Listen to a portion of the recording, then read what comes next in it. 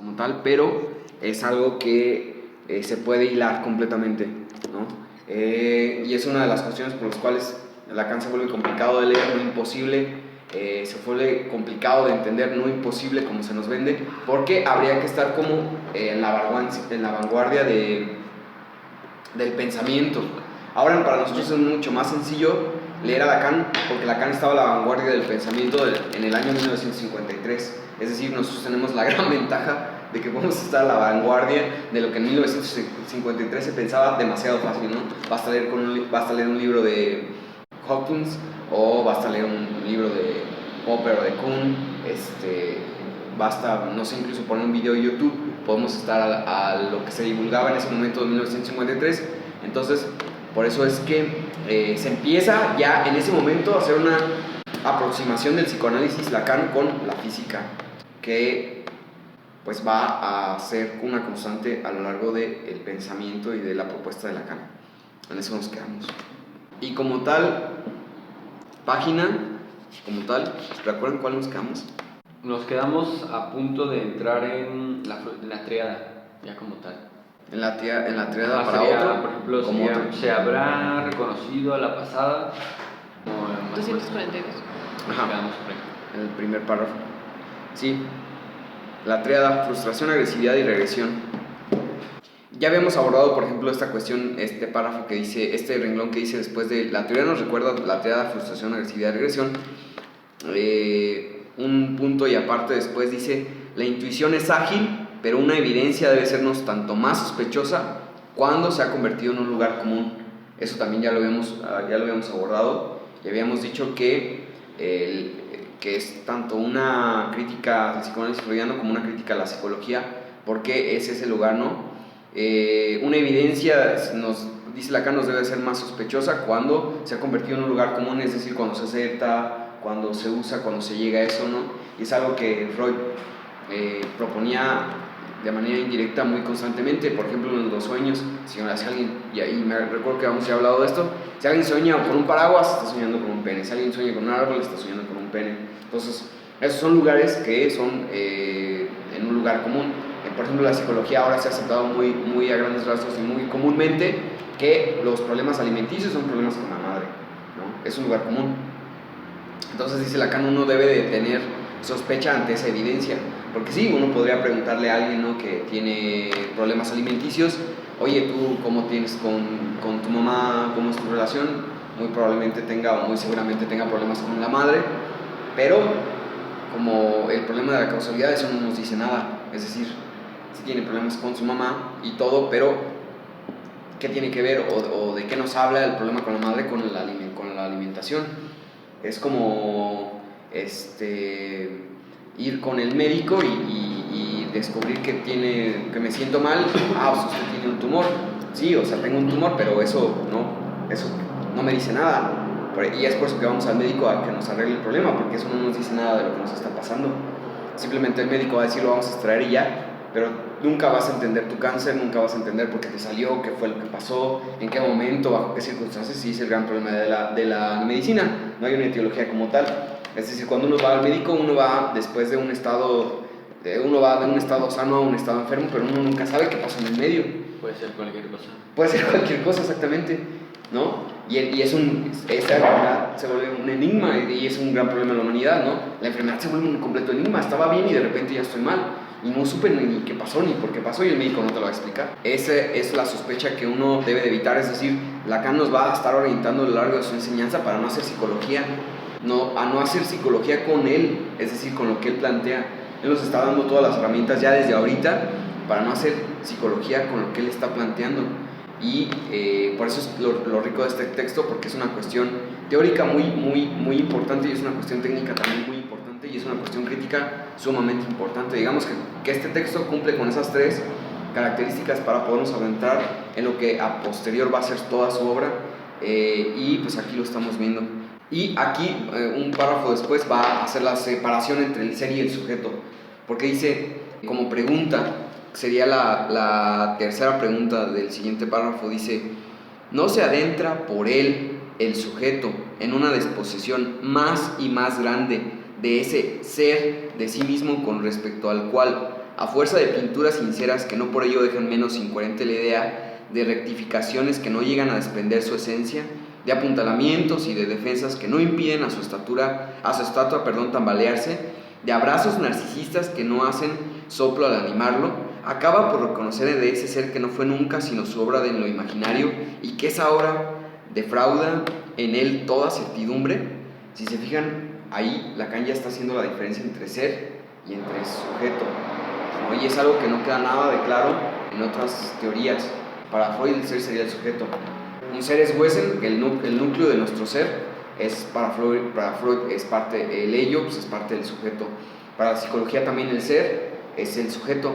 Y aquí Lacan ya está haciendo una distinción. Para la filosofía también el ser es el sujeto, ¿eh? Para la gran tradición filosófica el ser es el sujeto, porque recuerden esta situación de Kazan, que plantea cómo es que este gran despliegue filosófico aristotélico entre Aristóteles y los sofistas. Para Kazan, dice todos son aristotélicos, todos somos aristotélicos. Entonces, para esa vertiente filosófica, que también lo plantea Badiou, es el ser, el sujeto. Badiou y Lacan lo plantean, los dos lo plantean, es el ser, el sujeto. Entonces, aquí Lacan lo que está haciendo es un parteaguas, ¿no?, muy grande con todas esas disciplinas, haciendo una distinción entre el sujeto y el ser. Y dejando de manera tácita claro que el ser es una construcción, una idea bien potente, porque va contra cualquiera de las teorías de ese momento y que aún son vigentes. Si uno va a la filosofía, pues el ser, la ontología rige. La filosofía sería el develamiento del ser, el estudio del ser, la comprensión del ser. Si uno va a la psicología, uno habría que estudiar el ser, porque el ser dice la verdad de uno mismo. Igual con el psicoanálisis freudiano, el ser es el que habla de lo que pasa, habría que entender el ser. Pero para Lacan no, para Lacan el ser sería una construcción, y sería una construcción para otro, como otra y por otro. Es decir, en esta idea, ¿no?, de la autoridad en donde el sí mismo queda descartado. Y esa también es otra idea muy potente. La identificación como tal, para todas las otras vertientes, el sí mismo no es más que el más grande estatuto de veracidad y de certidumbre. Con Descartes, acuérdense que con Descartes empieza él, pienso luego existo, el sí mismo se convierte en una completa certidumbre. Entonces ya con Lacan estamos en otra, ya con este texto y con este párrafo estamos en otro lugar. No sé qué piensan al respecto. Bueno, antes de que digas, yo en la página 241, sí, se supone que está al inicio, se escucha, o lo que se escucha es el vacío. Yo nunca entendí muy bien eso. Entonces se supone que el vacío es el primero que se hace oír, y que en otras prácticas se busca, como dices, algo así como una causa, o se busca más allá de la propia palabra del sujeto, del paciente. Y después en la 241 hay una cita, déjenme buscar, ya. Dice, pero, ¿qué era pues ese llamado del sujeto más allá del vacío de su decir? Llamado a la verdad en su principio, a través del cual titubearán los llamados de necesidades más humildes, pero primeramente y de golpe, llamado propio del vacío, en la ansia ambigua de una seducción intentada sobre el otro por los medios en que el sujeto sitúa una complacencia y en que va a adentrar el monumento de su narcisismo, que creo que fue una de las que estuvimos revisando la vez pasada, y que justamente nos puede hacer notar cómo este señor hace referencia a que no hay un ser. ¿Dónde está la otra pregunta? La pregunta está en la página siguiente, en la 242. Digamos que dice, no se adentra por él el sujeto en una desposesión más y más grande de ese ser de sí mismo con respecto al cual, a fuerza de pinturas sinceras que no por ello dejan menos incoherente la idea, de rectificaciones que no llegan a desprender su esencia, de apuntalamientos y de defensas que no impiden a su estatua tambalearse, de abrazos narcisistas que se hacen soplo al animarlo, acaba por reconocer que ese ser no fue nunca sino su obra en lo imaginario, y que esa obra defrauda en él toda certidumbre. Supongo que al inicio siempre se busca como esa causa, ¿no? O esa misma cosa en el mismo ser, pero que no hay, por eso es una palabra vacía. Bueno. Sí, tiene completa coherencia y creo que él dice que de ahí surge la frustración, ¿no? ajá, es con la que empieza así. Bueno, lo que quería decir, no sé, me estoy haciendo... Sí. No, sí, tiene total sentido. Claro, uno se preguntaría la pregunta de Lacan, ¿no? ¿Por qué, por ejemplo, esa obra defrauda en él toda certidumbre? Pregunta Lacan. Uno podría preguntarse, ¿cómo me podría defraudar mi ser en tanto que yo soy mi ser? ¿No? ¿Por qué me causaría mi frustración mi ser en tanto que soy yo? No puede sino causarme un defraude, una frustración, una incomodidad, así, a medida en que solo es una construcción. Y entonces uno se preguntaría, ¿y esa construcción de dónde viene? ¿O quién la construye? ¿O cómo se construye? Y es en donde Lacan plantea la otredad, ¿no? Que dice, pues en este trabajo que se realiza de reconstruirla para la imagen narcisista del ser, para otro, vuelve a encontrar la alienación fundamental que le hizo construirla como otra y que la destinó siempre a ser derrotada por otro. Y supongo que es justo lo que se busca cuando vas a un análisis, ¿no? Que alguien te diga que... Claro. Y es lo que muchos hacen. Y es lo que critica precisamente antes. De ir más allá de la palabra. Más allá de la palabra. Dice Lacan, como los psicoanalistas, recuerden que habíamos hablado de esto, como dice Lacan, como los psicoanalistas no se han puesto a estudiar cómo funciona el lenguaje, es decir, no han estudiado lingüística, no les dicen no han estudiado lingüística, pero como les digo, nosotros que ya estamos, digamos, inmersos en el contexto del tiempo, que ahí les hago un paréntesis, ¿no? Nosotros en este estado actual estamos inmersos en lo que en ese momento era la vanguardia, ¿no? 1953. El gran problema ahora para nosotros es, si queremos, digamos, hacerle justicia al psicoanálisis, en este sentido, deberíamos de ir más allá, ¿no? Es decir, estar actuales en lo que se está investigando ahora, tanto en la física, como en la lingüística, como en la antropología, etcétera, etcétera, para poder superar, ¿no?, los problemas que inevitablemente hay en Lacan. Entonces dice Lacan, como no estudian la lingüística, no saben que el vacío es una respuesta, que el silencio es una respuesta.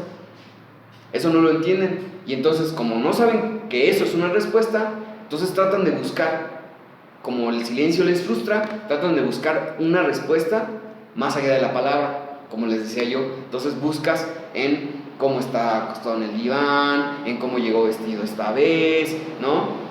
En si se cortó el cabello o no se cortó el cabello, en ese tipo de cosas psicologizantes, porque buscan, ¿no? Y así se podría ir uno, ¿no? Entonces ¿saben qué? Vamos a hacerle un test, vamos a hacerle una tomografía para ver qué tipo de glóbulos están en juego, ¿no? En ese silencio, ¿no? Si está el óvulo el más arcaico, que es el del cerebelo y el tallo, o está el más... ¿Cómo? El occipital se está comiendo al frontal. Ah, exactamente, sí, ¿no? Entonces eso sería como buscar más allá, y eso es lo que se hace, que es psicología pura. Sí. Porque, y después no se dan cuenta de que también ese vacío también obedece a una frustración por el ser, porque el ser no es, digamos, ontológicamente establecido, sino la propuesta es construido. Mi pregunta sobre la diferenciación es, porque me parece que, no sé, ustedes me corregirán, en esta segunda pregunta, Lacan propone más de, según yo, es como quitar sí en las cuestiones relativas al psicoanálisis, dejar de pensar el ser, digamos, la palabra ser, y pensar más bien en sujeto, en lugar de ser.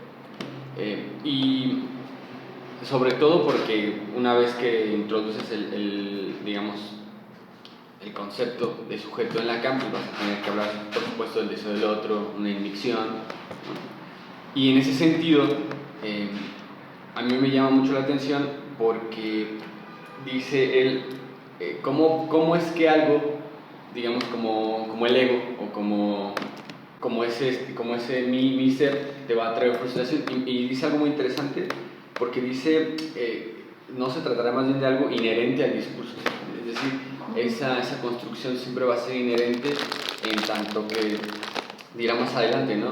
Incluso aunque tú te parecieras más a esa imagen, pues en realidad es eso del otro. Y me llama mucho la atención porque, digamos, yo lo identifico ya casi al final de este texto.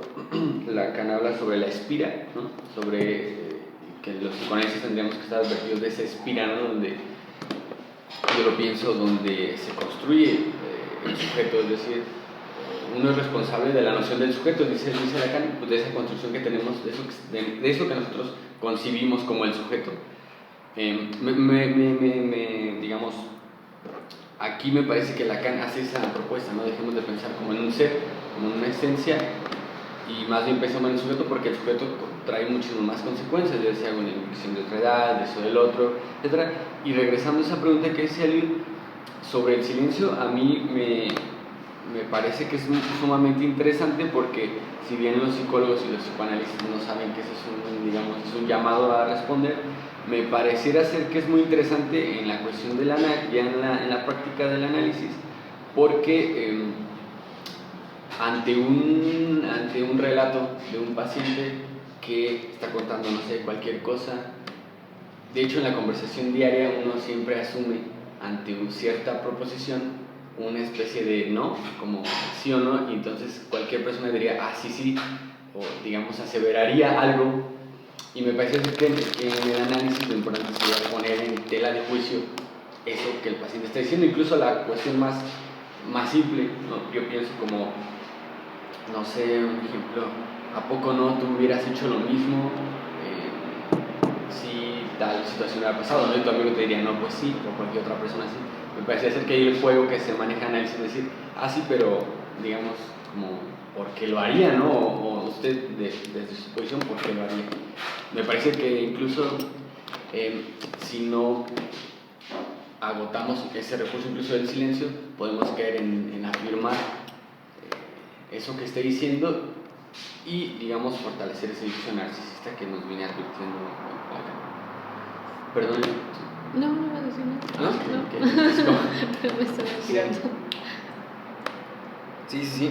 Y algo que también debemos de, que no está inscrito en el texto, pero que se desprende de él, es que no solo el ser es una construcción, porque también podríamos caer en el error de pensar al sujeto como una ontología, sino que el sujeto como tal también es una construcción, ¿no? Es decir, si el ser, digamos que es lo más esencial que tenemos en nuestro pensamiento occidental moderno, obviamente el sujeto también se convertiría en una construcción, ¿no? Y es por eso que cuando hablamos de sujeto en psicoanálisis lacaniano, no estamos hablando de lo que nosotros entendemos como persona, o sea, de la individualidad. Ahí habría que trabajar sobre ese pensamiento. Mi noción es, digamos que hay varias vertientes. Mi propuesta es pensar al sujeto constructo, el que habla, digamos, lo que intuitivamente aprendemos como persona, pensarlo como la manifestación sumergida, digamos, en el 3D de lo que es un sujeto. Otras propuestas son en el hecho de que el sujeto es un concepto abstracto, digamos, inexistente y inequiparable, ¿no? Que sería solo un concepto que funciona para operar de cierta manera, pero que no podría ser ubicable en nada. Es decir, que cuando uno piensa como en sujeto no puede hablar de, no es la persona, sino que sujeto estaría como en un concepto abstracto que te funciona para operar de cierta manera. Esa es la otra. A mí me parece más subversivo incluso aún demostrar y tratar de argumentar cómo es que la persona que nosotros concebimos como individuo es en realidad la manifestación del concepto de sujeto.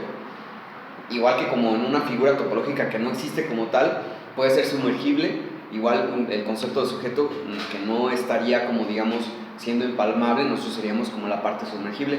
Es una propuesta que es completamente mía, pero que sí les advierto que la otra propuesta es decir, no hay nada que nos diga qué es sujeto, ¿no? La persona no, el que habla tampoco, sino sería como un concepto que funciona para operar, para, digamos, hacer cierta maniobra teórica, pero que al final de cuentas también es un constructo, ¿no? No sería ontológico.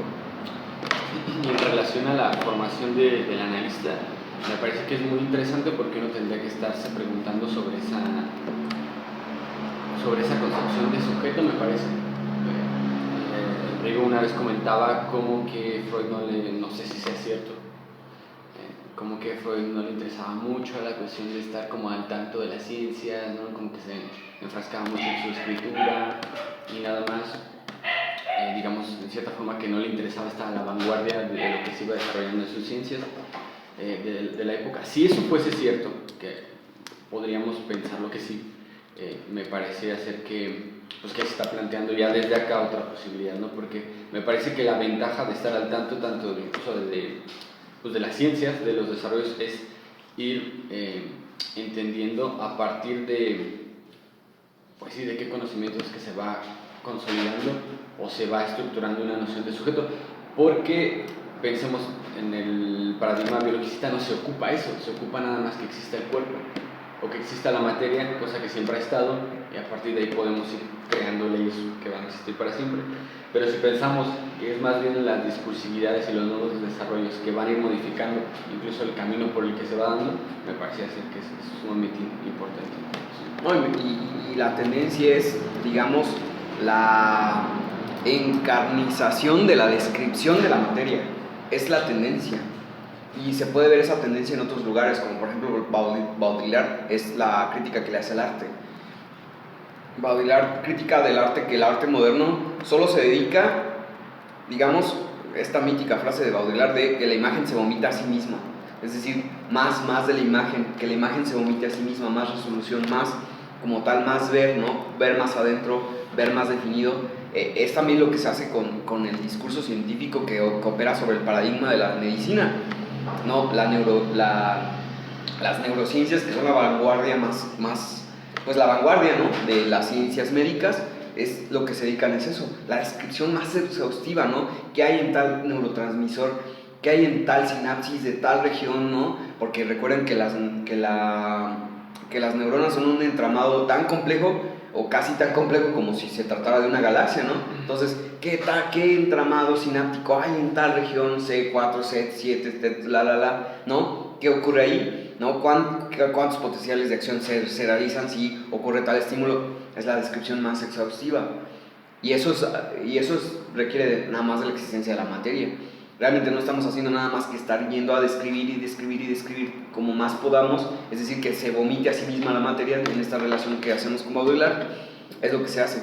Y a mí me parece que Rico se equivoca rotundamente, me parece que Freud estaba perfectamente al tanto de la vanguardia de las ciencias, tan es así que pudo rechazar la física de Einstein y que pudo hilar en última instancia a partir de 1916, ya lo hemos hablado de esto, tú propones que es mucho antes, yo propongo que es a partir de 1916 que Freud empieza a apuntar hacia eso, ¿no? Hacia la biología, hacia la fisiología, que eran ciencias que en ese momento se estaban desarrollando, y que Freud estaba tan al tanto que dijo, esto es lo que va a dar la respuesta que yo no les estoy pudiendo dar en este momento. Más allá del principio de placer, es un texto biológico, es un texto de biología y de química en aquellos años, como estaba el conocimiento. Entonces me parece que es también darle como a Freud este estatuto como de llanero solitario, ¿no? Y por tanto heroico, y por tanto, ¿no? Que se le debería de perdonar todo, ¿no? O sea, si le quieres hacer una crítica a Freud, pues es que, ¿no? Ya quisieras tú ser un llanero solitario que vagó por el desierto y sobrevivió tantos años, ¿no? Que hizo lo que hizo, ¿no? Del desierto construyó un imperio, entonces ya desde ahí no habría por qué criticarle porque pues, es una hazaña que nadie ha podido realizar. A mí me parece completamente falso. Eso de argumento, por supuesto, le servirá a los espurios, ¿no? Porque a mí me parece muy, muy interesante el libro de Paul Assun, incluso sobre el nombre de psicoanálisis, pues parte del... ¿cómo le nombran? Es una especie como de juramento físico, no me acuerdo qué, ¿no? Entonces, me parece que Freud hereda sus preceptos más o menos de 1840, desde 1840, y no los va a arrojar nunca, se mantiene ahí. A lo que iba es... Y conceptos incluso. Ajá, sí. Y a mí me parece porque a partir de esta lógica, no sé, ustedes lo van a escuchar muy seguido, se piensa que el científico tiene esa lógica de nada más estar como en su modelo teórico, Y me parece que no. Por ejemplo, igual con Rigo platicábamos, él me decía, es que yo, por ejemplo, no me imagino a los científicos preguntando sobre filosofía, sino simplemente aplican el experimento y ya. Yo le decía, no manches, tú chécate el libro de Hawkins y vas a ver.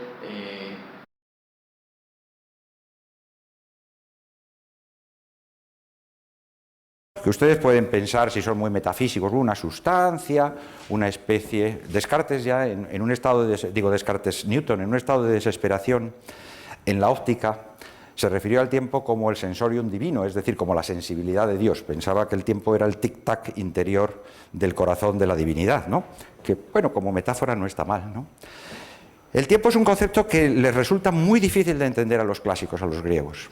Los griegos entienden bien el espacio. Entonces vas a ir, por ejemplo, a Pregolini, ¿no? Vas a ir viendo. Y ese es el problema. Lacan aquí también nos propone, bueno, yo pienso que está tácito acá, propone, tú como analista tienes que estar al tanto de los desarrollos científicos, digamos, que está. Y si en este momento le está diciendo que tenían un retraso de medio siglo, ya se cumplió otro medio siglo.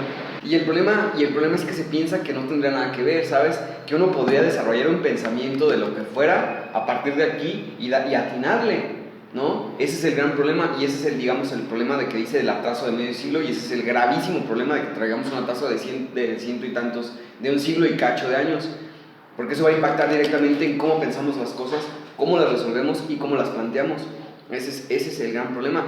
Y digamos que los científicos de verdad, ¿no? Los buenos científicos están al tanto de todo. Ese es el gran problema. Los científicos nos leen, por ejemplo, a los psicoanalistas nos leen, ¿no? Los científicos chidos han leído a Freud, han leído a Lacan, han leído ciencias sociales, psicología. Y si nos preguntamos a nosotros, si nos encontráramos, digamos, ¿no? Frente a frente, ¿no? En este sentido de que Rigo piensa, no, es que el científico de verdad nos ha leído, pero nos va a preguntar, a ver, ¿y ustedes nos han leído a nosotros? La respuesta es que no, nosotros no los leemos, ¿no? Nosotros no sabemos nada, por ejemplo, de las grandes problemáticas físicas, no sabemos, por ejemplo, de la vanguardia de la química, de la vanguardia de la biología,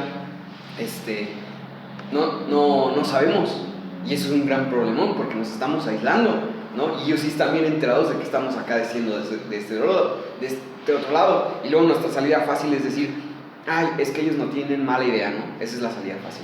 Es que los científicos nos tienen mala idea porque no somos ciencia, porque sienten que no somos ciencia, pero no nos interrogamos a nosotros mismos en qué medida estamos nosotros siendo contribuyentes a esa idea que tienen sobre nosotros, porque si ellos nos conocen y nos han leído, ¿no? Y nosotros no sabemos nada de ellos, pues, ¿no? ¿En qué posición quedas?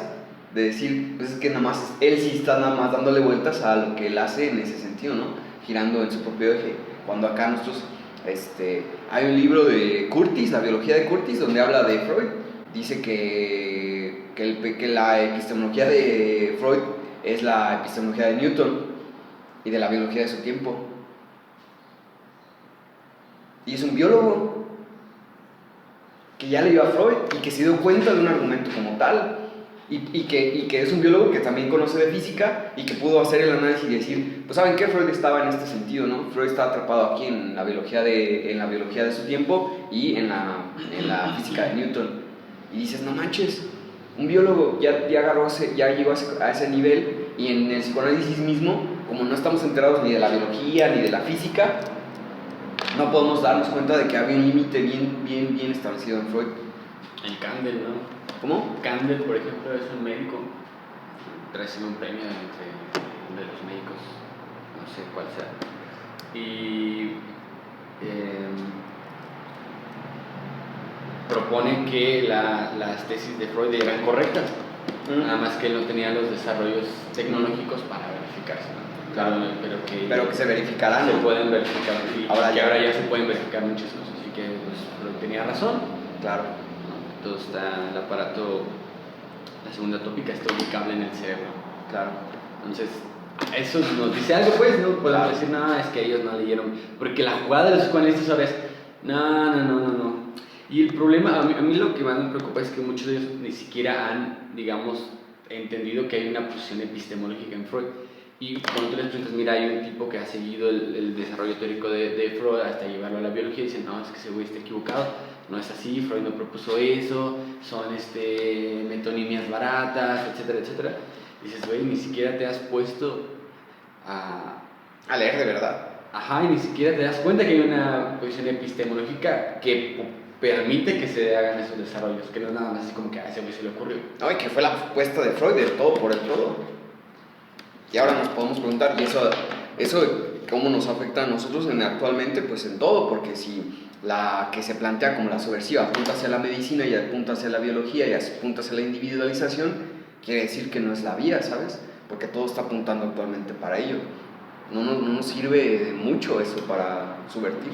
Y el problema de no estar advertido de eso, de no estar advertido de esos desarrollos, de esos, digamos, escritos de la biología, es que no nos damos cuenta de esa concepción de sujeto que es el hegemónico. Claro. Que sería, está en el cerebro, todo está en lo que hemos ya dicho muchas veces. Por eso yo insisto en esta propuesta de Lacan, que es, hay que estar chutándose los textos. Y los textos de neurobiología incluso, o sea, Sí, de neurociencias.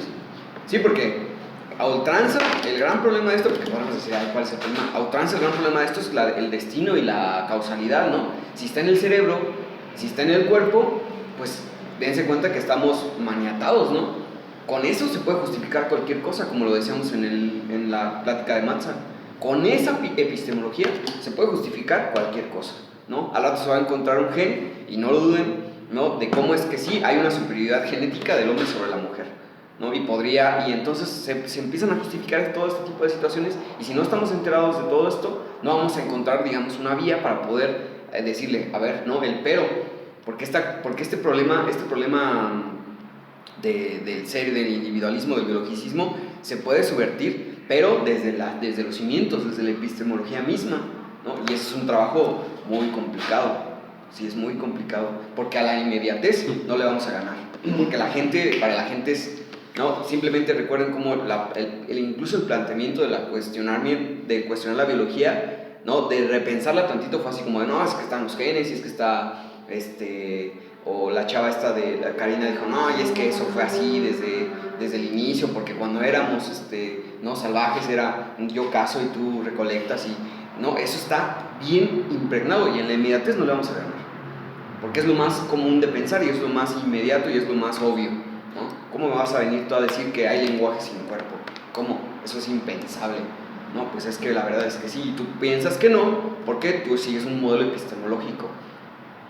Aquí también en la lógica de la frustración me parece que hace una dura crítica a la escuela freudiana, en tanto la frustración, bueno, no sé, se me corregirán, dice no de un deseo del sujeto, sino de un objeto donde su deseo está enajenado, porque se pensaría como que la frustración sería la pulsión y su meta. Entonces si tú, digamos, si no se, ¿cómo dice?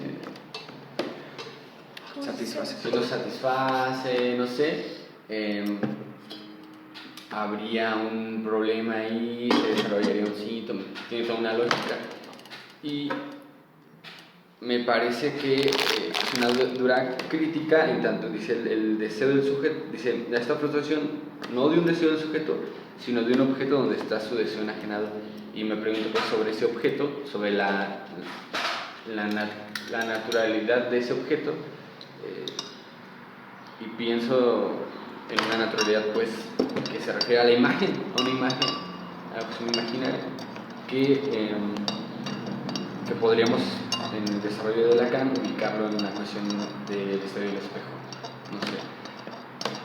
Bueno, de hecho acá lo dice, la ceremonia del espejo no podrá con ello satisfacerse, puesto que es aún así, aún si en esa imagen su más perfecta similitud seguiría siendo el gozo del otro, lo que ha reconocido en ello. Es decir, ese es el mismo, pienso a lo que se refiere Lacan con la frustración inherente, me parece, ¿no?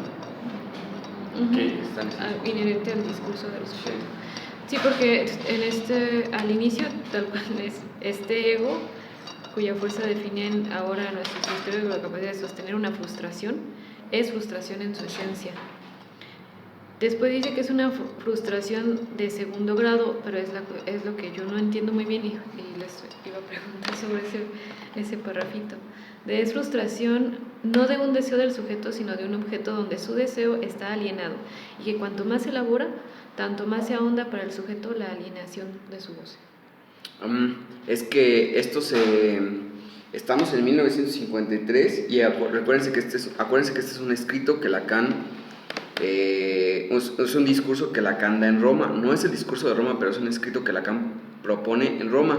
A la par está trabajando en su seminario, y en su seminario dice que, aquí lo tengo, dice, el yo es un objeto que cumple una función imaginaria. Entonces, digamos que ese sería el segundo grado, ¿no? Dice, es frustración no de un deseo del sujeto, sino de un objeto donde su deseo está alienado y que cuanto más se elabora, tanto más se ahonda para el sujeto la alienación de su goce. Y este objeto es el ego, es el yo. Dice, es en su esencia frustración y es un objeto, el yo, y ese objeto cumple una función imaginaria. Porque lo que estaban proponiendo los psicoanalistas en ese momento, sobre todo en la escuela británica, era al contrario, con Anna Freud incluso, que había que reforzar el yo, porque ese yo era el que hacía contra, digamos, a la frustración, y el que le hacía contra al síntoma, los padecimientos, ¿no? Entonces, si yo me sentía como tristezón, nada, hay que reforzar el yo, ¿no? Tú eres bueno, tú eres chido, tú échale ganas, etcétera, etcétera. Eso sería darle el poder al yo. Pero Lacan dice, en un momento ustedes están completamente perdidos porque piensan al yo como algo que puede reforzarse para detener la frustración, cuando en realidad lo que el yo es un objeto que cumple una función imaginaria y por lo tanto es pura frustración.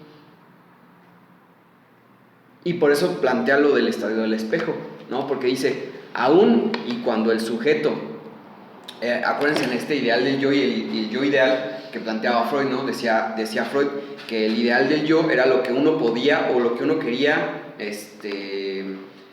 o lo que el pensamiento que uno tenía de uno mismo, y el yo ideal era lo que uno aspiraba a ser, ¿no? Pero que había una serie de situaciones que te cooptaban ese llegar a ser. Entonces, lo que hacen en la psicología del yo es poner ese yo ideal como el lugar del psicoanalista. Entonces uno tendría que identificarse con el psicoanalista para poder ser, digamos, lo mejor. Pero dice Lacan, no, aunque uno pudiera llegar a ser lo que uno estima ser, ¿no? Lo más ideal que uno podría llegar a ser, aún así va a haber frustración. Y por eso dice, por más que se le parezca, en la ceremonia del espejo dice, a esa imagen, no. A esa imagen en el espejo, porque acuérdense que la imagen en el espejo es la otredad, ¿no? Por más que uno tenga la imagen de lo otro que uno quiere llegar a ser, aunque más se le parezca, aún así va a uno estar frustrado porque es una cuestión inherente al yo. Es algo que es digamos que está en la estructura de la humanidad.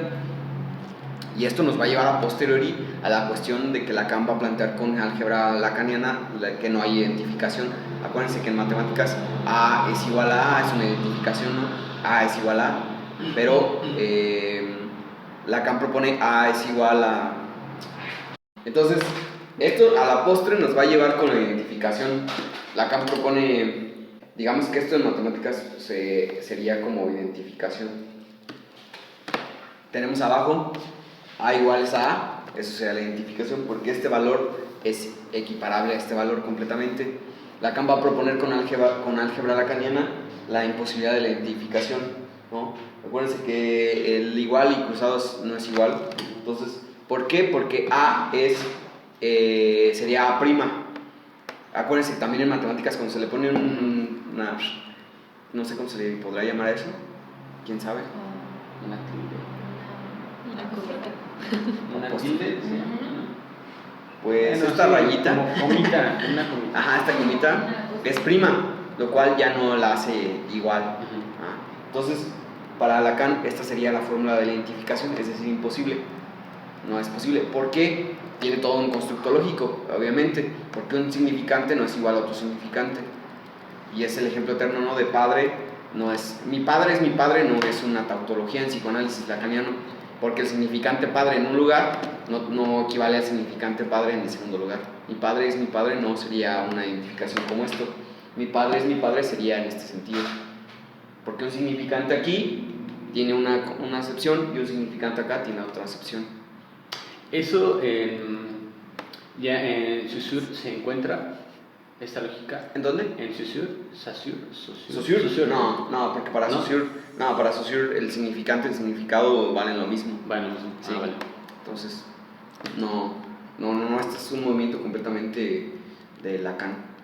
Pero porque, por ejemplo, si lo pensamos así, en A es igual a A y no al revés, y en el ejemplo que decías de mi padre es mi padre, y entonces se podría generalizar una lógica de como que del objeto se desprende como la palabra o claro. digamos, siempre va a ser lo mismo para todos. Claro. Y eso también estaría en el paradigma pues, de la biología, de las ciencias. Claro. En ese sentido, pues se puede encontrar en Jacobson, se puede encontrar en Benveniste. O sea, yo creo que en el ámbito de las ciencias lingüísticas, quienes están comprometidos hasta las últimas consecuencias en esto, ¿En qué? ¿En esto? Es Jacobson y Okay. lo que tú dices, ¿no? Que el objeto no representaría la palabra como tal de la cual deviene, porque ese es Cassirer. Cassirer es digamos, la punta de lanza de esa posición, porque Cassirer plantea que el lenguaje lo inventamos, que entonces el hombre antiguo y salvaje escuchaba a unos pájaros hacer ruidos y entonces intentaba imitarlos. Y entonces en ese sentido empezó a hacer sonidos y luego vinieron las palabras. Benveniste, podrías Benveniste, sí. utilizar tecnología. Bueno, tecnología de punta, pero perdónenme, pero aquí es tecnología de punta. Es que es bien importante eso, porque, por ejemplo, cuando hablas con alguien que estudia negro o así, tú le dices, ¿dónde está por ejemplo, el lenguaje en el cerebro? Tú dices, no, pues, o a ver, explícanos por qué café es el café, y dicen, pues, porque el café es el café. No sé, parece ser como muy absurdo lo de decirles, no, es que no es así. No es. Benveniste.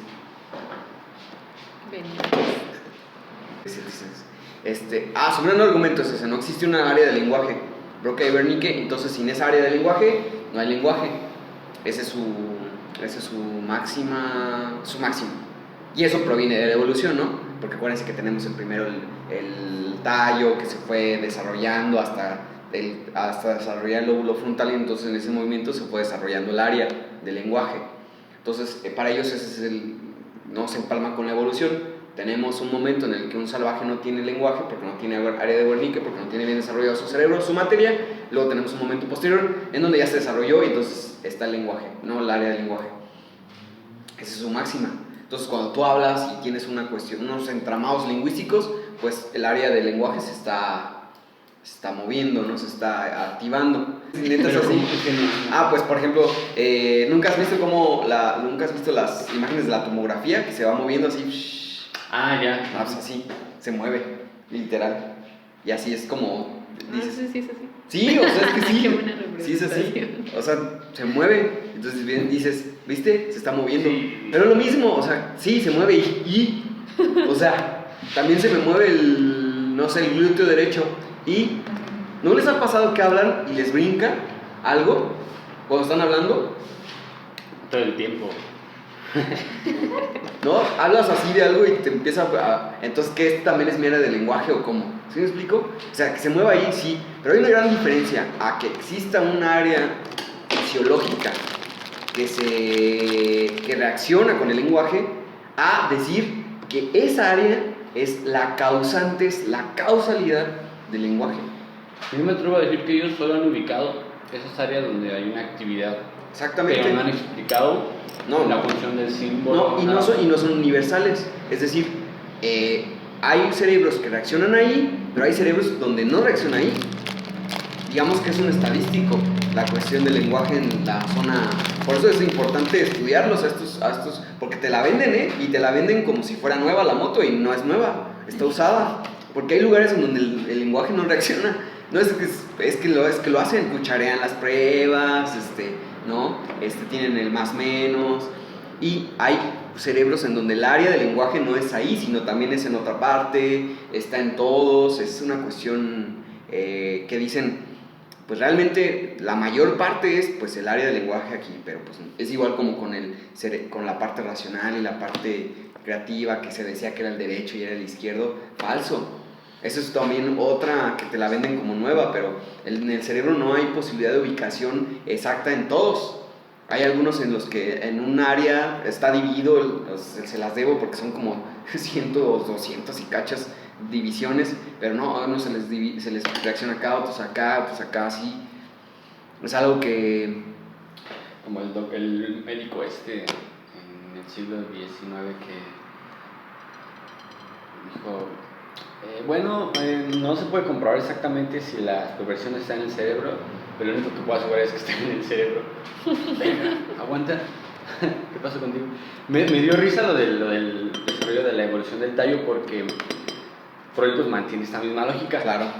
Él explica en el malestar de la cultura en qué momento de la historia los genitales empiezan a tener como mayor protagonismo. Entonces él dice que antes no había ese protagonismo de los genitales porque, digamos, el hombre todavía estaba encorvado. Y no se notaban. No se notaban, entonces cuando la evolución... ¿Sí me explico?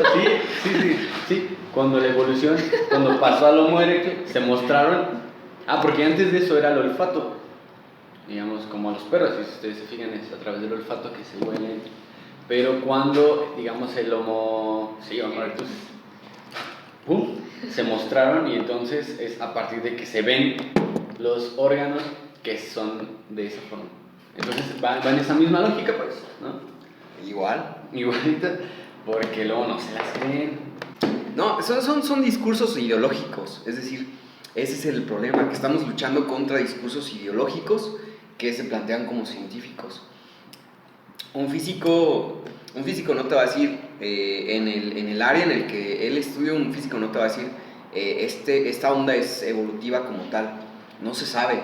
Luego los científicos adquieren lugares de personas y empiezan a plantear todo este sistema ideológico de pensamiento. Por ejemplo, Ilya Prigogine es un magnífico científico en lo que él hace, pero por ejemplo cuando le hacen unas entrevistas, él dice, pues somos evolución y total. Ahí es la gran diferencia entre una posición científica y una posición personal, ¿no? Un científico como tal en su área no te va a decir yo creo o yo pienso que la cosa es así, o para mí es así. Te va a decir, ¿sabes qué? Tenemos un gran problema de que cómo está este business, y se mantiene la duda.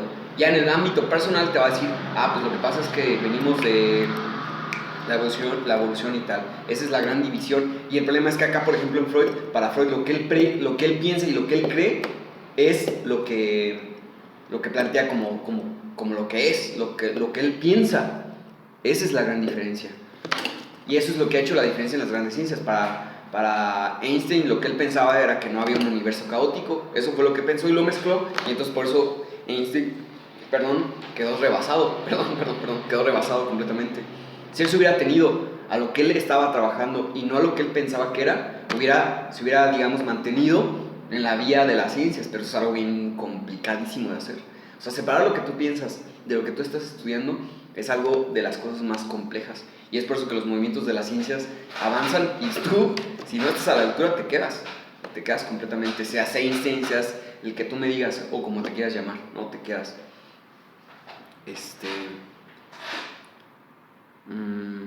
¿Alguien entiende la última parte de ese párrafo? ¿Se concibe entonces? Por eso no hay respuesta adecuada a ese discurso, porque el sujeto tomará como de desprecio toda palabra que se comprometa con su equivocación.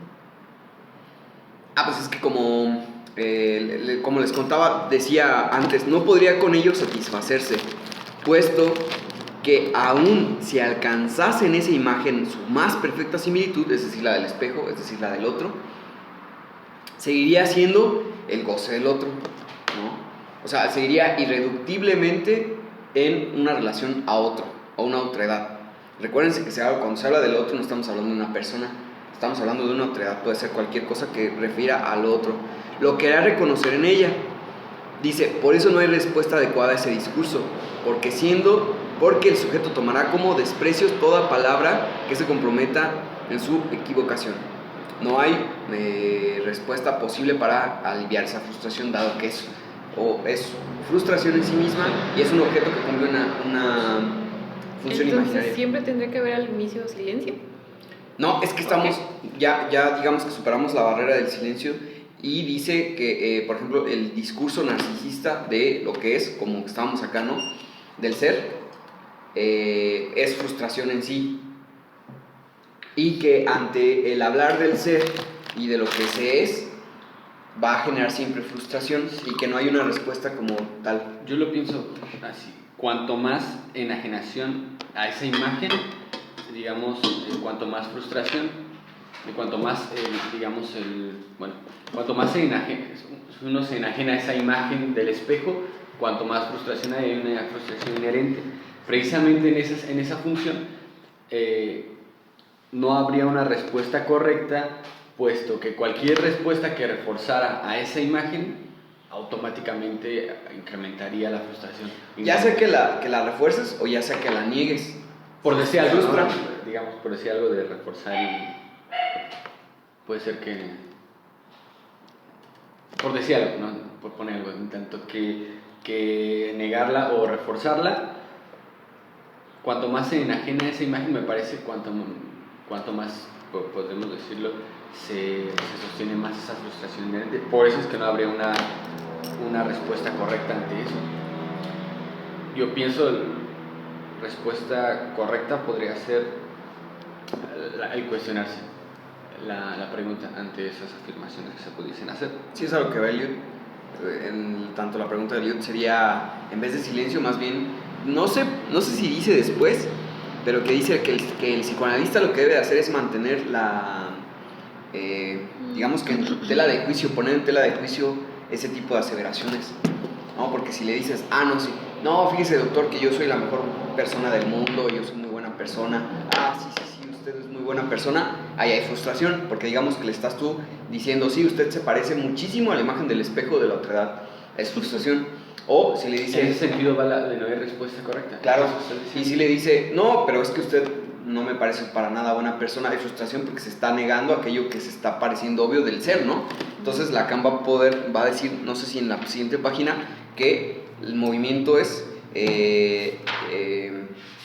ponerle, cesar esa certidumbre sobre esas imágenes. Por aquí les tengo... Acá está, es más adelante. El arte del analista debe Ese. ser de suspender las certidumbres del sujeto. Esa. Debería suspender la certidumbre. Suspenderla, me parece que es una... La siguiente página, ¿no? Sí, en la siguiente página está. Precisamente en esa lógica no habría una respuesta correcta, en tanto que si, digamos, afirmarías eso que el paciente dice, hay frustración porque jamás alcanzaría la plenitud de esa imagen, y en dado caso que lo alcanzara deseo de otro, cuanto más si se cuestiona cómo eso que él llega con una certidumbre, ¿no? Sí. Si es que yo soy eso, ¿no? Me parece que no. O más bien, hice esto ponerlo por algo. ¿Pero por qué? O sea, porque por supuesto que habrá una frustración inherente ahí. Suspender la certidumbre me parece que va más por la vía de, por ejemplo, el decir, es que yo soy muy buena persona. No, sorprender la certidumbre empezando por cuestionar qué es ser buena persona, ¿no? Porque podría decir, yo soy muy buena persona no, Suspender, se me complicó también esta palabra, porque estamos diciendo sorprender la certidumbre.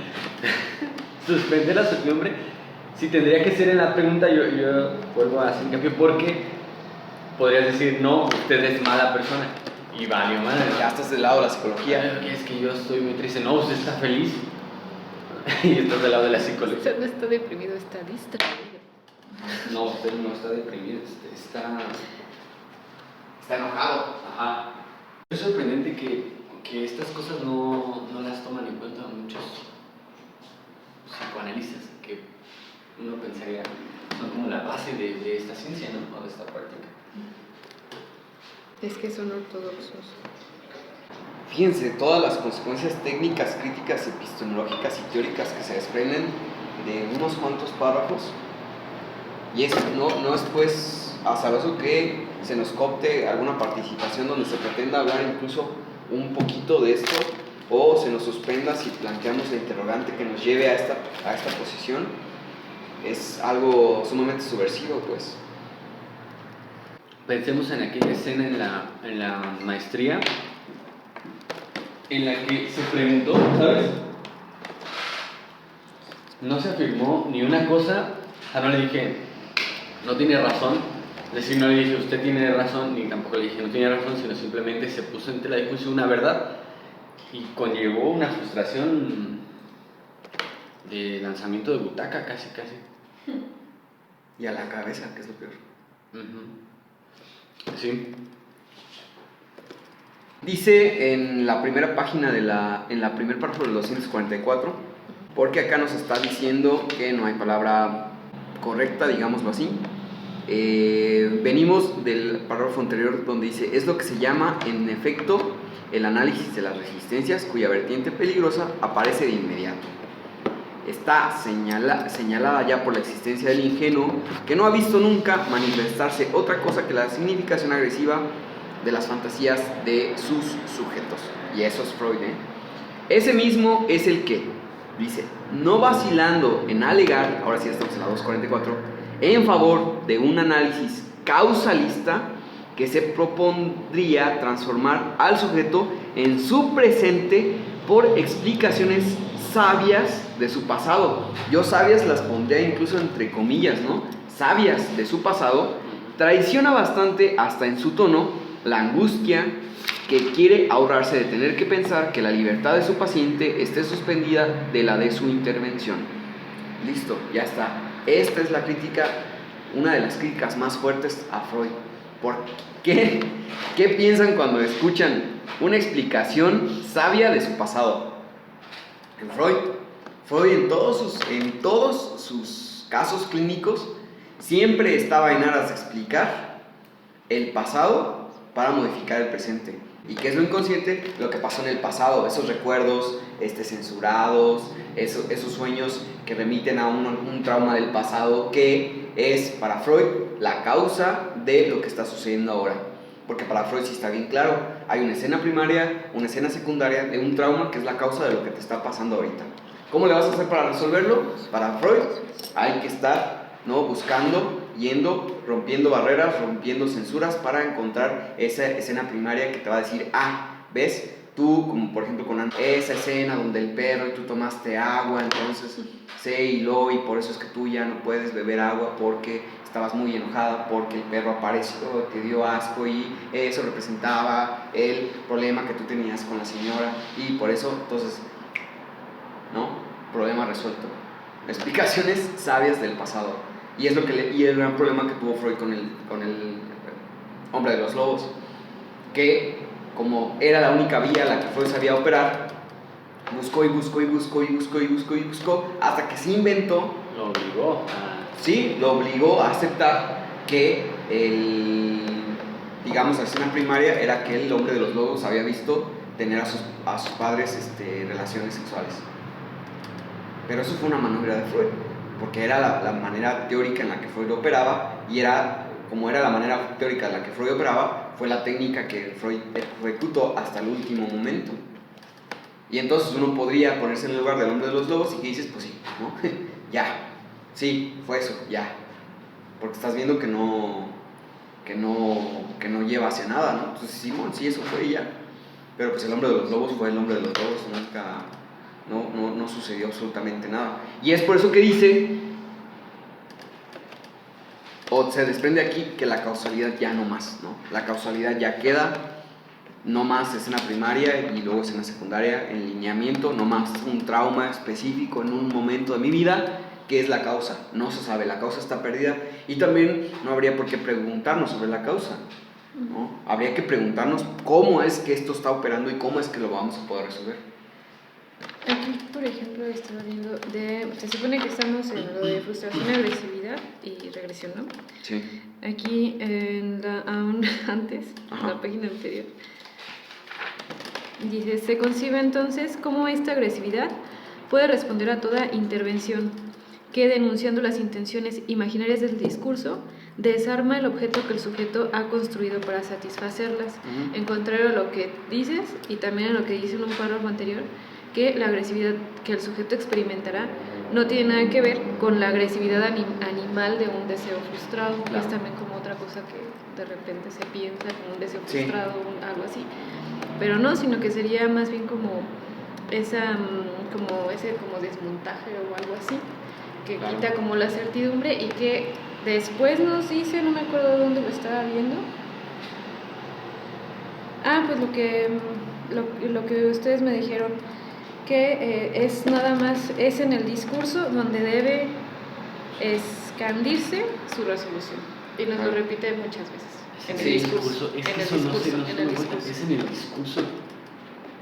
Más adelante lo dice, y es en el discurso, y es en el discurso.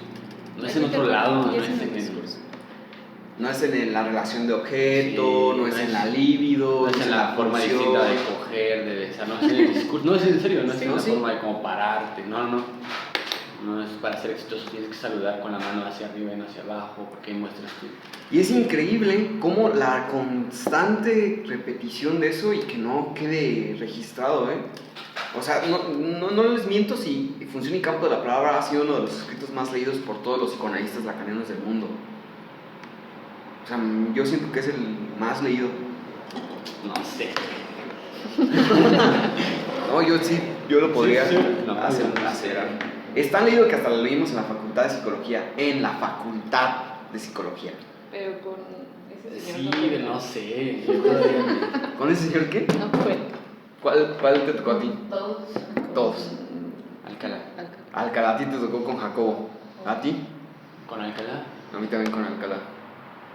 Y de esto, nada. ¿Una semana, verdad? Como todo el semestre escuchando sus... ¿Sí, en serio? Nunca hablamos de esto. ¿Y de esto? De esto nada. Jamás. Ya, sí, no sé si todo. Es que no leí ni a Freud, güey. Pues es que no lo leen en el sentido de que no les queda registrado, pero te aseguro que ya pasaron por las hojas. Es que yo pienso que aplican la chida, ¿no? La de, no entiendo. Sí, aquí. Lo que pasa es que Lacan es muy complicado y después sacas la chida, ¿no? No entiendo. Ya acabé. Lacan es muy complicado. Es que es tan bueno y cambia tanto y es muy difícil. Es un hijo de... Es imposible de entender. No entiendo Lacan y subes un meme y pones un estado. Lacan, es tan difícil de entender. Que lo amo. Ajá. Es pura imagen. Como yo. ¿Cómo qué? Tan difícil de entender como yo. Ándale. Porque digo puras tonterías. Por eso, si nos vamos a la última página del texto, ahí está todo. Es que yo he visto que así. Pero en ese párrafo que dice Eliot de la agresividad no es la agresividad del humano, dice algo muy interesante abajo. Esta referencia con la que muchos se contentan enmascara otra menos agradable para todos y para cada uno. La agresividad del esclavo que responde a la frustración de su trabajo por un deseo de muerte. No sé si se refiere a eso, pero me parecía ser que ahí también es una especie de relación con Marx, pues en la cuestión de fetichismo de la mercancía, incluso en la cuestión del trabajador, en tanto que eso que produce no es por él ni para él, sino ya es siempre como para otro, y en ese sentido siempre hay una frustración en la cuestión del esclavo. No sé si en ese sentido lo deja así como de pasada, no ahonda más, pero lo deja ahí. Dice: la agresividad es algo que responde a la frustración de su trabajo. Uno diría, ¿por qué hay frustración de su trabajo? Es porque ya no le pertenece y jamás le va a pertenecer. No sé si en ese sentido lo diga como una referencia nada más y lo deja ahí, pues. Sí, puede ser una pincelada de... ¿no? Nada más como Marx, por lo que dice acá, ¿no? Para otra, como otra y por otro. Sí. Y jamás para sí mismo. Efectivamente.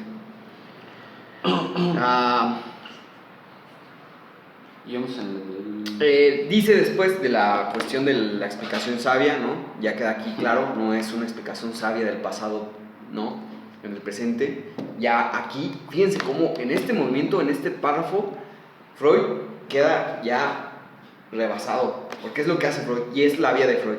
Y aquí ya Freud quedó superado, aquí ya perdió Freud. Entonces dice que el expediente al que se lanza, es decir, recuerden que hay un expediente, ¿no? Por ejemplo, en El hombre de las ratas se puede ver mucho mejor, más que en todos los, La señora K, bueno, a mí me parece que se puede ver muchísimo mejor esta cuestión del expediente en El hombre de las ratas, porque te va narrando Freud como si fuera un expediente, como primero está en el ejército y luego pasa que se da cuenta de la tortura, etcétera, etcétera. Va armando como un expediente extensísimo, ¿no?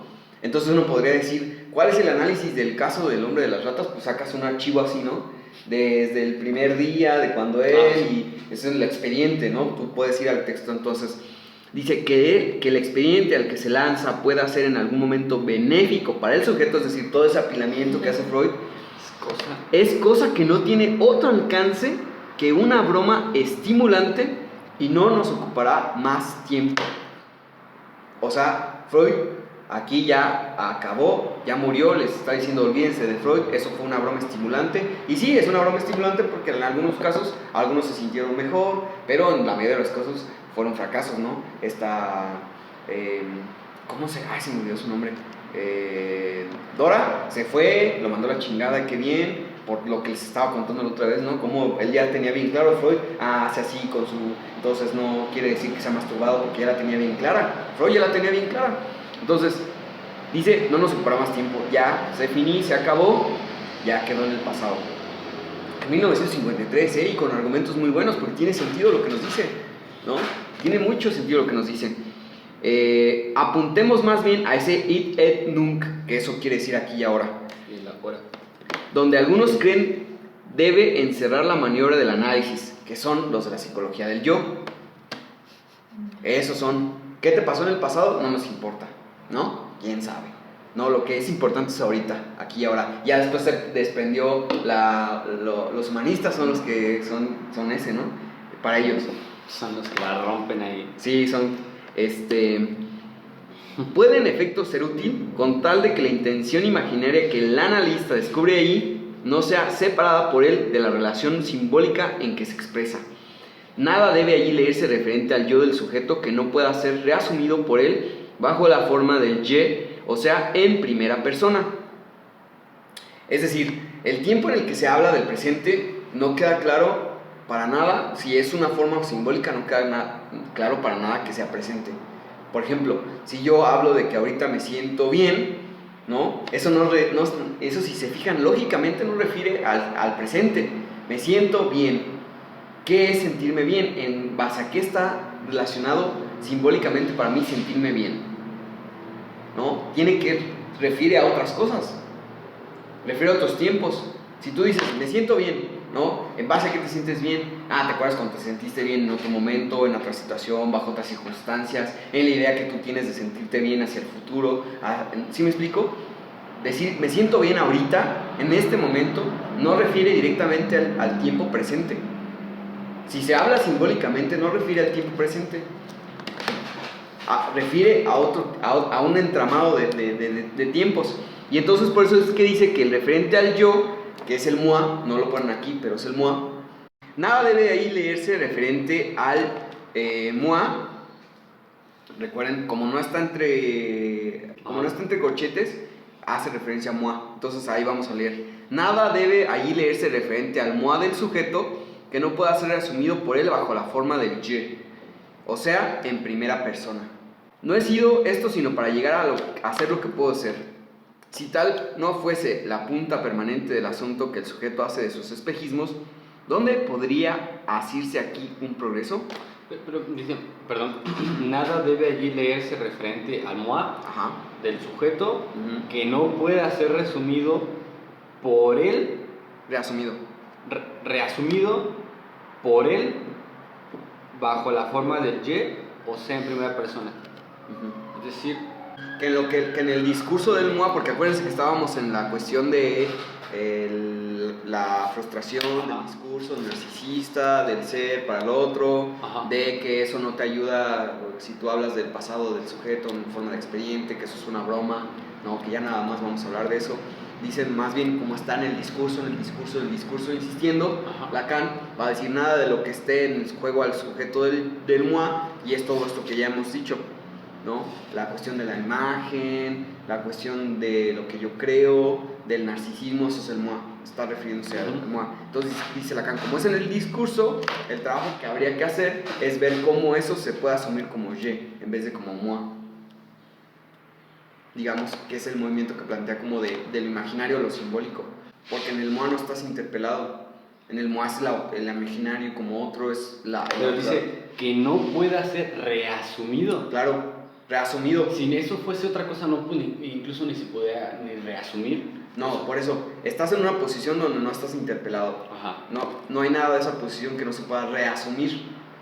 Okay. O sea, de esa posición, ponerte en otra posición de ye. Ajá. No es que sea un movimiento lingüístico decir, es que estás diciendo moi, es que estás diciendo danse avec moi, entonces di danse avec je. No es posible. No es posible. No estamos tratando de la literalidad de la asunción, cambiarle el je por el moi, sino estamos tratando, por ejemplo, de suspender la certidumbre, ¿no? Sí, eso me queda claro. A lo que voy es, bueno, me parece interesante, dice, que no puede ser reasumido bajo la forma del je, o sea, en primera persona. Es decir, sí entiendo perfectamente que eso del moi tiene que ser reasumido, es decir, un cambio de posición. Porque si bien, aunque todavía eso que se lee está en una posición del moi, no porque esté en una posición del moi deja, por ejemplo, de afectar el malestar o un padecimiento de la persona, por decirlo así. Eso es a lo que voy.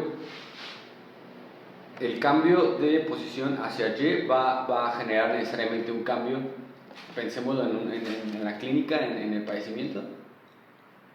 En la propuesta. Se esperaría. Es la propuesta. Es la propuesta, ¿no? Sí, es la propuesta en este momento. El cambio del moi al je. De la posición, que en realidad sería cambio de la posición. Pero, a ver, es que yo no entiendo. ¿Cómo? No sé si hay un ejemplo de moi al je. Por ejemplo, algo que a mí me ha pasado es, que lo puedo poner como ejemplo de análisis, esta situación de, uno piensa, ¿por qué hay personas así? ¿Por qué hay personas que son así? Como, ¿han visto, todos aquí hemos visto la de ese objeto, ese objeto del deseo, de Buñuel? ¿Tú no lo has visto? Tú sí lo has visto, ¿no? Tú sí. ¿Cómo es que hay ese tipo de personas que pueden ser así para conmigo? O conmigo, ¿no? Con moi. ¿Cómo es que me tratan así? Es que ahí ya no estaría como el ejemplo operando.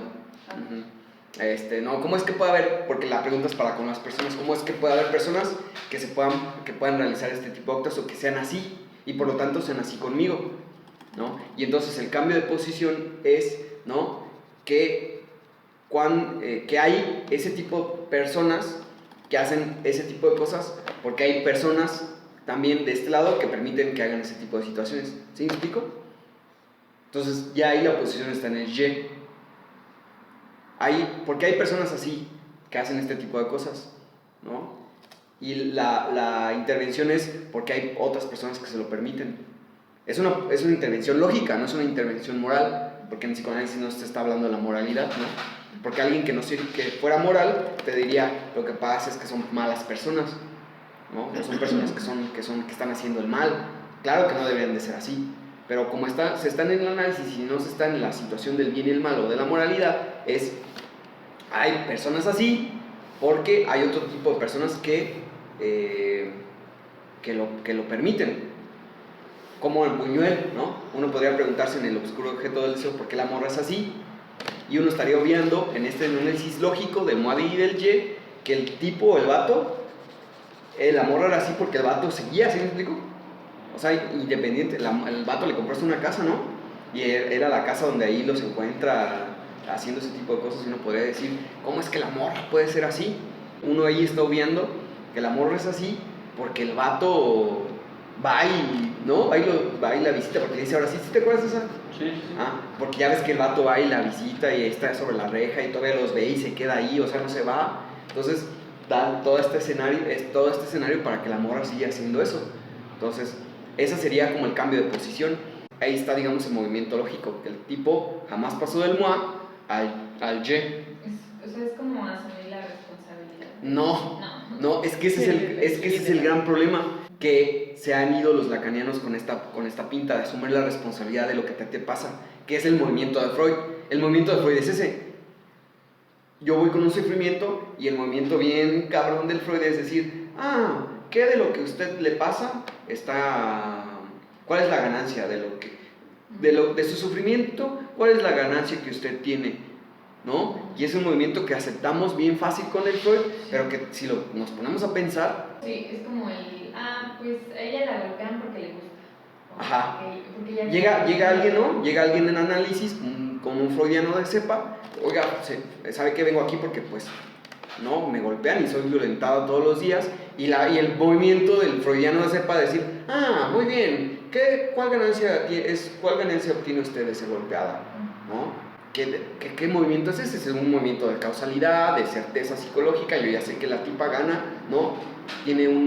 Cuando no se pone la pregunta de por qué no se ha salido, ¿no? ¿Por qué no se ha salido? La pregunta de por qué no se ha salido nos puede llevar a porque soy amenazada de muerte, porque amenazaron a mi familia, porque toda mi vida he estado amedrentada, etcétera, etcétera, etcétera, que no nos habla de la esencia de la persona de la que no se sale, y mucho menos nos habla de que hay un goce o hay una...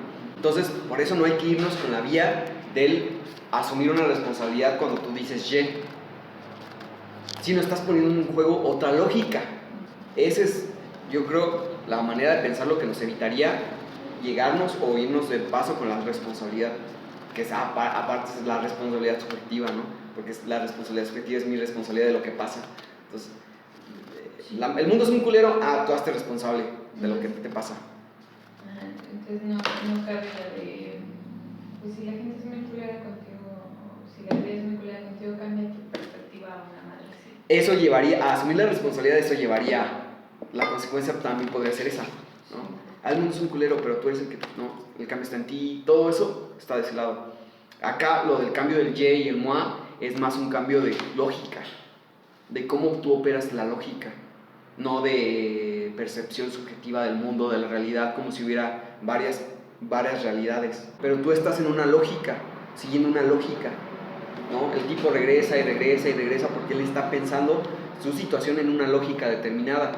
Lo que habría que hacer es cuestionar, como estamos en el texto, ¿no? Suspender esa certidumbre, ¿no? Podría ser que el tipo tuviera la certidumbre de que al final sí lo quiere, ¿no? Al final, no, pues es que fue a mi casa y me visitó, se me entregó tantas veces, me pidió una casa, me puso, a lo mejor sí me quiere. Esa es la lógica del que le está actuando, ¿no? En una lógica de moi, habría que pensar, ¿no? Que pueda pensar en otra lógica distinta, pero no que asuma su responsabilidad de eso le está pasando porque usted es un pendejo. Eso te lo dice cualquiera, realmente. No necesitas ir al psicoanalista para que te digan que te pasa por eso, por pendejo. Y que te lo digan tampoco va a cambiar mucho. Pero si pones en juego el trabajo y este cambio del ya al moi es una lógica distinta, entonces es otra posibilidad también distinta. Y por ende tiene efectos, o debería de tener efectos en la clínica, que es la propuesta de Lacan. Una pregunta sobre eso. ¿Y por qué la idea es sí, cuestionar esa certidumbre del moi, pero por qué la propuesta es que más bien la posición sea de Y en análisis? ¿Pero por qué de Y? Para Lacan, porque es en este punto, porque es la posición simbólica. Es decir, como el imaginario es frustración, como el imaginario es del lado del yo, y como por ejemplo la perspectiva psicoanalista del momento se ha ido del lado del moi, digámoslo así, ¿no? Del lado de lo imaginario, del lado del reforzar el moi, del reforzar el moi. Dice Lacan, eso es un error epistemológico, es un error teórico y es un error técnico. Entonces, la otra propuesta sería tomar el Y, es decir, digamos, hacer de lo simbólico, ¿no? Del discurso, ¿no? Está lo simbólico en juego. El discurso está del lado del discurso, ¿no? Entonces, buscar del lado de la imagen, del lado de más allá de las palabras, te hace también buscar más allá de la imagen, ¿no? Como les ponía el ejemplo de, se viste de esta manera, cuando habla se sienta de tal manera, y eso son cuestiones de imaginario. Y él dice, está en el discurso, es decir, está en lo simbólico. Y es en el discurso donde debe expandirse su resolución, ¿no? De nuevo, en el discurso. Incluso si no comunica nada, dice, el discurso representa la existencia de la comunicación. Por esta cuestión que hablamos al principio de que la diferencia entre el lenguaje del lenguaje como tal y la comunicación animal es que en el lenguaje siempre hay una respuesta, en el humano siempre hay una respuesta, aunque sea silencio, es una respuesta, ¿no? Que hoy ya habíamos dicho la otra vez, ¿no? Yo creo que siempre se ponen como ejemplos románticos porque son los que más impacto causan, ¿no? Y es por eso que se recurren estos, o que, por ejemplo, yo puedo recurrir a estos ejemplos. Si alguien le dice a otra persona, no, te quiero, y la otra persona no te responde nada, es una respuesta, ¿no? Es una respuesta, y es la comunicación, y es por eso que acá dice la existencia de la comunicación, incluso si niega la evidencia, afirma la palabra, constituye la verdad, o incluso si está destinada a engañar, especula sobre la fe en el testimonio. Tengo en mente un ejemplo que pone el Alfredo Heidelstein sobre un tipo que mató, que le hizo algo a su esposa, mató, no sé, y que entonces llega y le preguntan no, un psicólogo, oiga, pero ¿por qué lo hizo, no? Y entonces el tipo contesta, no, pues porque la encontré con otro tipo, entonces decidí matarla, ¿no? Y entonces él le vuelve a decir, oye, pero no, pero yo quiero saber por qué usted lo hizo. No, pues porque la encontré, y no, pero yo quiero saber por qué usted lo hizo, no es una pregunta. Entonces ya el tipo dice, bueno, la verdad es que no sé. En esta lógica podríamos ubicar ese movimiento. Sí, el decir no sé suspende la certidumbre del moi. Sí, bueno, al final dice, bueno, pensemos en este caso hipotético, al otro día o al otro día dice que cree, pues ya sé por qué, ¿no? Y pues, recuerdo que mi padre siempre dijo a una mujer que te hace esto, la mata. Ándale, está la posición del ye. Pero no es una cuestión crítica, sino es una cuestión de lógica. Okay. Porque fíjate, en ese ejemplo que tú pones clínico, la cuestión del la maté porque me fue infiel es una lógica. Esa cuestión del moi es una lógica, y es una lógica imaginaria del contexto actual de la sociedad, ¿no? Misógina, ¿no? Porque es perfectamente entendible en este concepto cultural misógino de que se pueda matar a una mujer si te es infiel. Tiene esa lógica, y está rigiendo sobre esa lógica. Y entonces eso realmente pues no es una respuesta, ¿no? Uno incluso podría decir, no, usted me está respondiendo desde la lógica actual, ¿no? En la que se ha regido la sociedad desde tal siglo.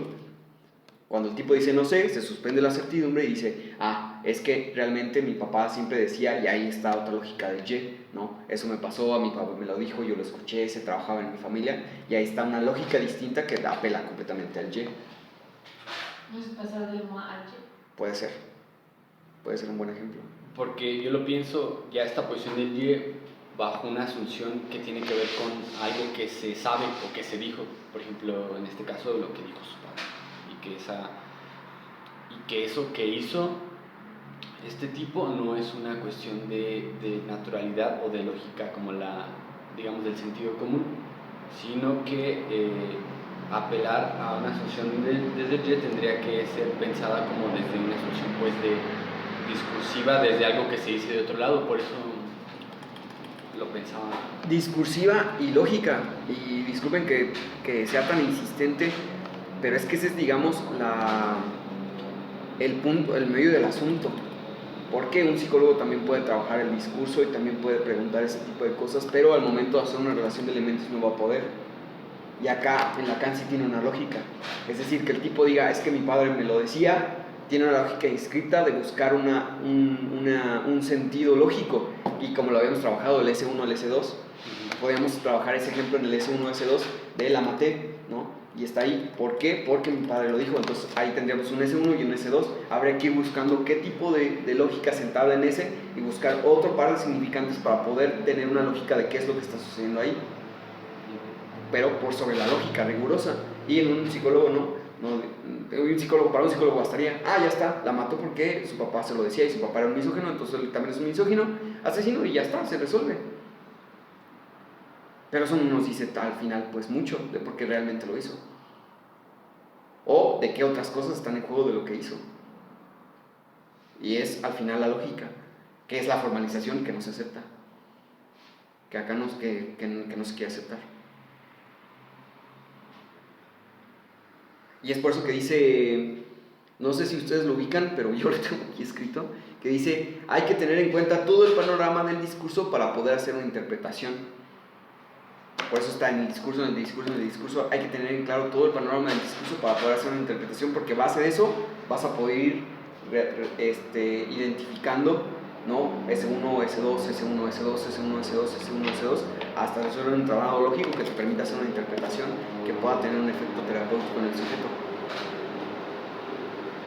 Y dice en la página 245, por eso el psicoanalista sabe mejor que nadie que la cuestión en él es entender a qué parte, entre comillas, de ese discurso está confiado el término significativo y así, en efecto, como opera en el mejor de los casos, tomando el relato de una historia cotidiana por un apólogo que a buen entendedor pocas palabras, una larga prosopopeya quiere decir cuando se le adjudican elementos humanos a cosas materiales o animales, por una interjección directa o al contrario un simple lapsus por una declaración harto compleja, y aún el suspiro de un silencio por todo el desarrollo lírico al que suple.